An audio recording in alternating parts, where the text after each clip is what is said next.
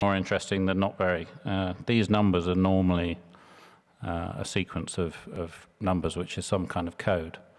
And it seems that if they accidentally get set to 0, then the minibar stops billing or something like that.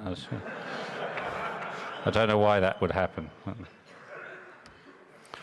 You get some debugging info, which is vaguely interesting. More of the same. Another good film. But this is interesting information, but it's not actually telling us anything we shouldn't know. However, you start to see stuff that potentially we shouldn't be seeing. So here we can see we're running a DOS system, and we've even got an IP address.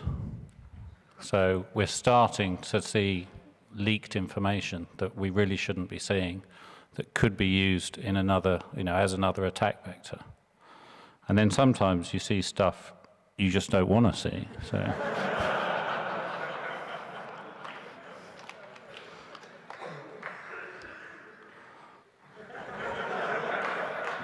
Okay.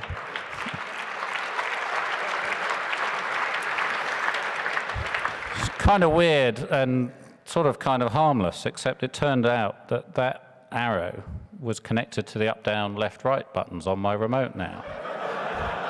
So I can move it around. And I found a page with a link on it. So I moved the arrow and I clicked on the link.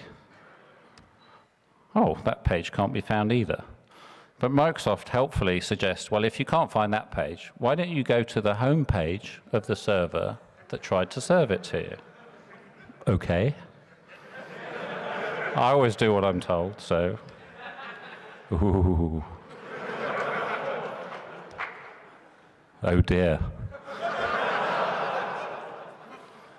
So I'm now running their main IIS server in the hotel. How did that happen? Sadly for me, unfortunately for them, the batteries were flat in this thing. And it was 8 in the morning and I had a meeting to get to and I had to leave that particular hotel, but I will be back.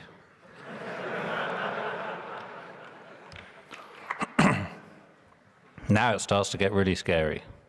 So I have a desktop, and again, I can move the cursor around. And I can launch applications.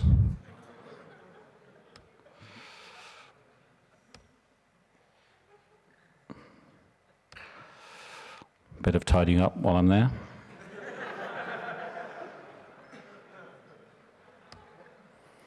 I really didn't like the color scheme they'd chosen. So.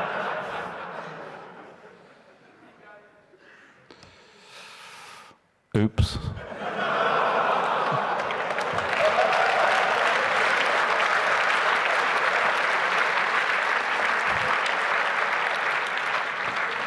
I really had to leave that place in a hurry. And this is my favorite. I just particularly love this quote here. Not legal, but useful. That's kind of what I felt about the whole situation, really. So. Okay, so that's back-end stuff. So what else could I do? I could change the status on some things. So minibar.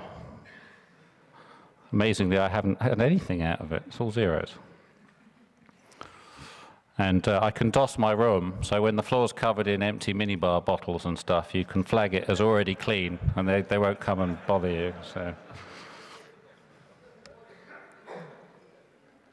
Say again? Just no, okay.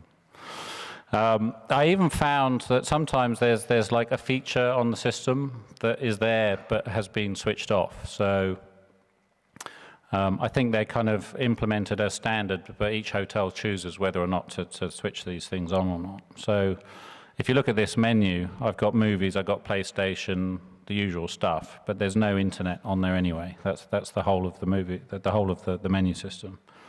And yet I found another channel which has internet on it. And it wasn't just a holding page, this was actually working. If I clicked on these links, they took me somewhere. And if I followed it through, I could actually get to a page with a search engine or whatever, and eventually you're out on the web. So it's almost like yeah, they've implemented it. Maybe they use it internally, or it's only activated in certain rooms or whatever. So you can find stuff that's not necessarily activated. You can sometimes control physical devices. So here's the minibar in my room. Here's the beer I wanted. Here's a red light showing I've accidentally locked the bloody thing. So that gave me the motivation to find the unlock code so I could get in and find the beer. You can view what other users are doing on the system, which can be interesting. And the reason you can do that is most of these systems, they broadcast everything. So it's not just that they're broadcasting the stuff they want to do, but they're broadcasting, even if you choose to do something specific, it will be broadcast, and then they will select that channel. So even though it's broadcast, it's only destined for you because they control the tuning of the TV. But if I control the tuning of the TV, I can go looking for that free channel as well. So here's a guy watching a movie. It's fairly harmless, but he's obviously some kind of anthropologist, I reckon. You know, he's interested in mountain-dwelling females. So that's pretty harmless, but what if he's going to the internet and he goes to his webmail and he starts reading his mail? So I'm at a conference with my competitors and we're staying in the same hotel, and I'm now reading what they're reading, or even helping them to write what they're writing. So.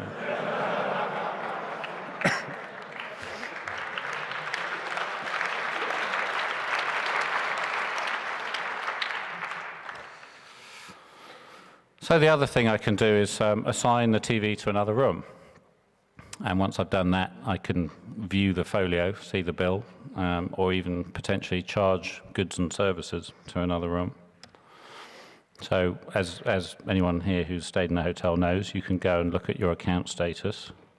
So it looks up your name, brings up your bill, which strangely in my case seems to often be 0.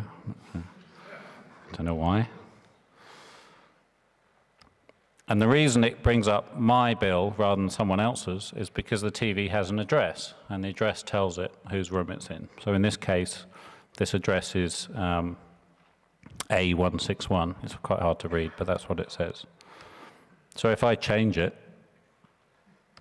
and it's now A162, hey presto, I'm in the room next door. And dear God, look at the bill he's run up. He must have watched every pay-per-view movie and drunk his minibar out like 5 times. Or was it 6? So anyway, I'm guessing this guy is probably going to have an issue when he tries to check out. So it's just a hunch. You know, he may have some issue with the bill. So I figure it's the least I can do is to kind of reach out and help the guy. So.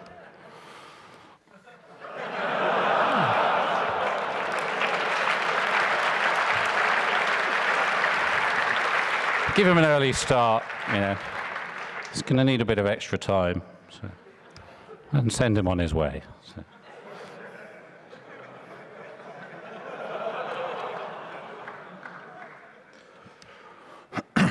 So if I can do that for one room, why can't I do it for the whole hotel? So I get my digital camera and I write a little shell script, and I have the device that will send the commands. So I set it all up, go to bed, and when I get up in the morning, I have a handy little web page. And yes, I did spend one night in Paris Hilton, sorry. So now I have for each room a picture of the TV showing their folio and the room number. So here's my friend next door, and the odd couple next door to that. So if there's 2 people in the room, it will actually show you 2 different names. In this case, they happen to be the same, but Mrs. and whatever. Where they've been phoning. Depending on the hotel, some hotels you'll actually see the phone numbers they dialed.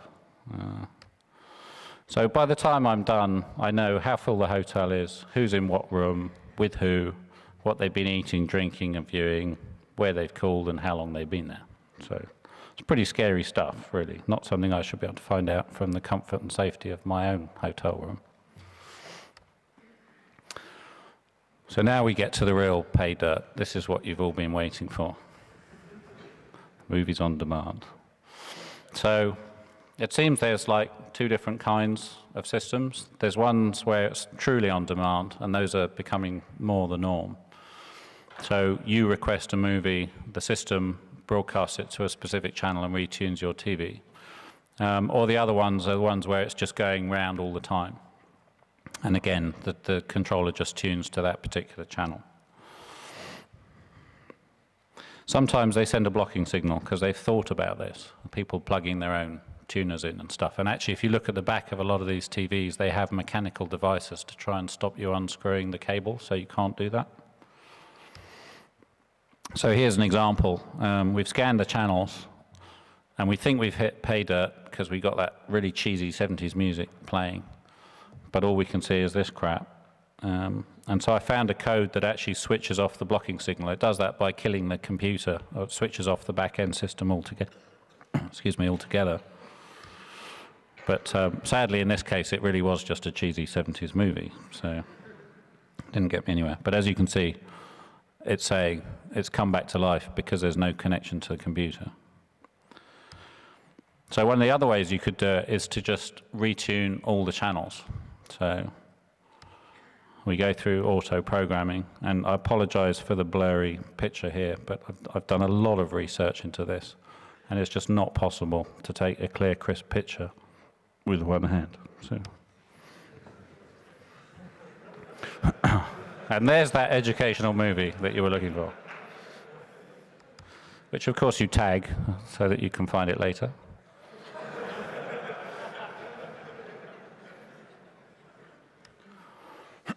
Now, if all that seems like way too much work, they have this wonderful feature called the Barker channel. This is the channel that comes on when you first switch the TV on.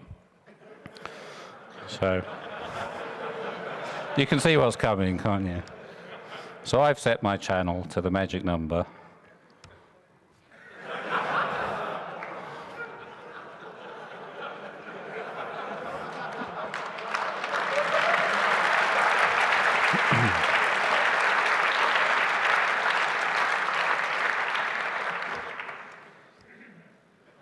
Okay, so that was TV stuff.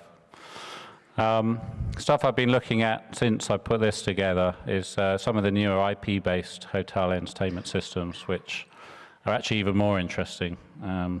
I'll try and include some stuff in an updated talk, but they seem to be getting worse at security, not better. So there's a lot of back-end systems being integrated here, and they're just whacking it all on the same IP subnet, and it's all a bit scary, really. Car alarms, again, I'm looking at the RF systems, because I believe they're just simply changing the carrier. The codes are still going to be really simple, but they're going to use RF instead, or they are using RF instead of infrared. Hotel safes, I'll talk about that in a second, and TV be gone. So this is the car alarm stuff I started looking at, and actually I had a major breakthrough when, again, it was at the end of DEF CON, and I'm sitting in the States, and it was all finished, and we're having a drink in the bar, and my wife calls me up and says, "Oh, you never guess what happened. You know, I got stuck in a car park," and basically it was getting late. She was in a car park with about 4 kids, only one of them mine, by the way. And a lot of shopping, and she goes to her car and she presses the button and nothing happens. And it's quite a rough town, and it's, you know, she's in an underground car park, it's getting dark, and she was getting worried. So she phones the garage up and says, "Look, I'm locked out of my car. What do I do?" "Oh, not to worry, madam, we'll be with you in 2 hours. No, you don't understand. I'm alone in a car park, it's getting dark, I need to get into my car now." "Okay, we'll get the engineer to call you." So the engineer calls, and he says, "Well, I'm not supposed to tell you this, but if you do this, the car will open." So he tells her the sequence. So she phones me and tells me this story. So obviously, you know, I'm sitting thousands of miles away, and my wife's just had this horrible experience. So the first thing I say to her is, "Are you okay?" No. First thing I say is, You did write down the code, didn't you?